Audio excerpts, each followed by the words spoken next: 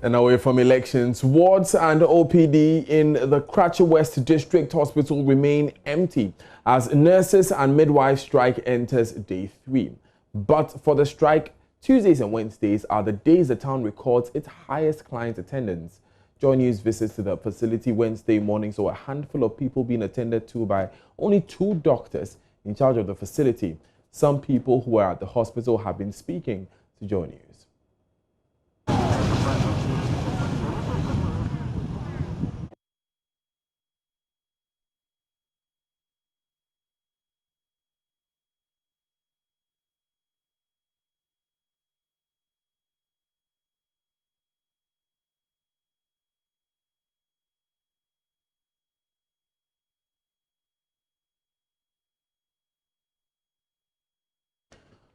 You'll hear from these patients a bit later. Peter Senu is joining us via Zoom with more.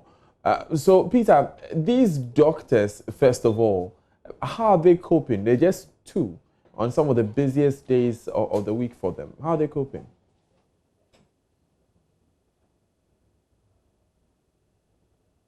To me, Dr. Mwate was just speaking to me and says that it has not been easy for them for the past 3 days, having had to deal with the large numbers within the catchment area.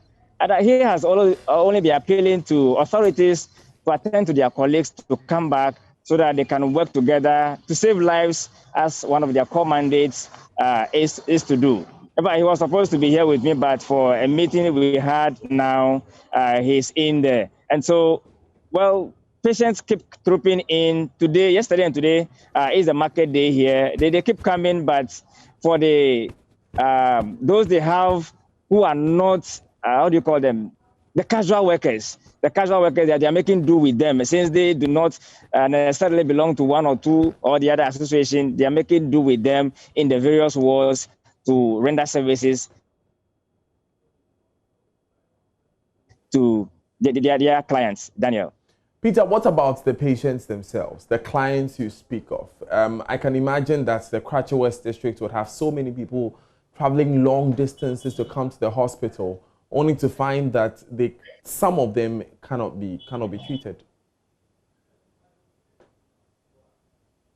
Yeah, if I get you right, there was a trip there, but most of them would have come from the overbanks to while they come for market, trading activities, they seek medical attention. One was just telling me that he came from quite a distance only to come and meet an empty space there. But he said he didn't even know that the nurses were on strike. One stroke patient we also spoke to said she didn't know, she only came to seek medical attention, only to realize that it's an empty space. No one is really here to provide service to them. Daniel. Right, Peter, let's hear a few more of these patients, then we come back and wrap up. Okay. I don't day. No problem. I won't pop my head. My bad. I'm a dog. Never. Okay. My bad. Doctor from the can I did you be a Jimmy door on you Tamana? That my life over Conava Akbog Bonnie. Come a Bola, you may dear, and your mabe. Oh, my neighbor, strike. And you may know. A bonnet channel, bag grassy, and you may call a fizzery. Menyabo. If you come up over. Oh, Benuka for the night. Benuka was still okay for them. So, maybe daughter and Kaya Fimin Tama, Kamako Fin and Mukoku. Omo Fimi. Libatina House, Taman, I dream in Yag Mabian. I am there. So, Maba, Bafim, Kayamade. And say, Doctor Bakupen, Doctor Bakupen, So you just heard Peter speaking to these patients. The first patient he spoke to, the female, said she did not know the nurses were on strike. She came, the doctor took her blood sample and asked her to wait for a while. The man, on the other hand, said he's a farmer, and if attended to early, as it used to be, he'd have gone back to his farm. He's calling for the return of the nurses. Now, some nurses apparently who spoke off camera say it's a mixed feeling for them, as they would have to fight for what is due them, and they are reneging on their core mandate to save lives. Peter, tell me about these nurses you spoke to and how they feel about this. Yeah, I've been speaking to them, and in fact, well, they feel sorry for what is happening. But somewhat, they say, well, if they don't fight for what is due them now, it means that there's no other day they would have the opportunity to fight for exactly what is due them.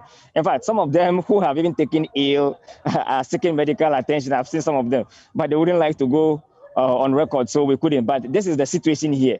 Although they are striking, some of them are equally seeking medical attention. But for their colleagues who are, I mean, the casuals who are working, and then the 2 doctors manning the facility here, well, we wouldn't know what exactly would be happening to the numbers that will be trooping in, and even the nurses who may not be feeling too well and would have to seek medical attention. Daniel. Peter Seno, thank you very much for that update. Let's go to the Bono East region. Anas Sabit is standing by with the latest. Anas, where have you visited today and what have you discovered? My first point of call has to do with the Children Health Center. It is the largest health facility in the Techiman North district. The district has 5 health centers and then 6 CHIPS compounds with 2 private facilities which are closer to Techiman. The rural areas in the district are without private health facilities, so they are relying mostly on the CHIPS compounds and then the health centers. They are the Children Health Center where I just left. I'm heading towards another health center. I realize they have some few patients who are around seeking for medical care, but there's no single health official, no nurse, no midwife, and also no one in particular to take care of them. The people I've been speaking with, most especially one elderly woman who is diabetic, who told me she is on a particular injection she takes in the mornings and then in the evenings. And for the past 3 days, she's not been able to take that particular injection, and it is affecting her badly. So this morning she got to the facility hoping that there will be someone available to do that. But unfortunately, she would have to go home, and then without that particular injection, so she had to call on government to swiftly respond to the calls of these health nurses and midwives so that they'll be able to come back and respond to them. It's a sad story indeed, Anas, that you share with us this morning. Now, earlier this week, we know that the leadership of these nurse associations were patrolling the various health centers to monitor the beginning of the strike action. Did you see any of these nurses, any of these officials there today? Not even a single of them. Like I said, I've met some officers, staff of the facility who are finance officers, some who are other with the administration, but because they are not professionals in the health sector, they will only have to be there.